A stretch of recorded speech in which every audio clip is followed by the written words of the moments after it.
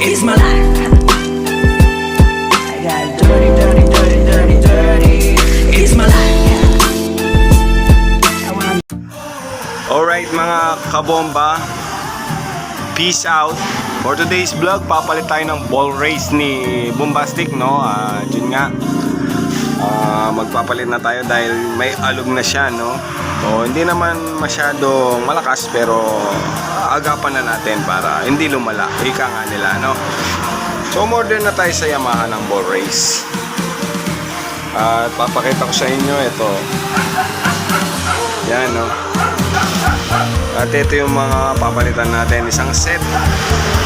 So, upper and lower ball race. Ayan. Papalit na tayo mga idol para sa laro natin hindi tayo magka-berya. Alright. Peace, idol. So mga idol, no, ituturo ko sa inyo kung paano magkalas na ball race kit, no? At yun nga, papakita ko sa inyo kung ang dapat natin luwagan ng mga tornilyo, no? Alright mga idol.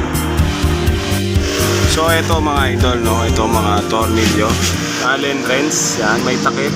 Yan, dalawa. So luluwagan natin to.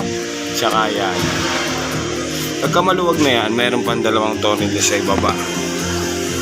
Ayun, o. Yan, dalawa yan. So tapos tanggal mags at ibababa ang shock. Tanggal sa palodo na rin, no? Mas mainam. So gawin na natin at baklasin na natin, no? Para agad tayong matapos.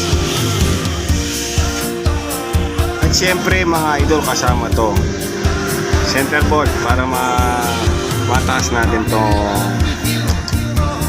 frame niya sa taas, no? Okay.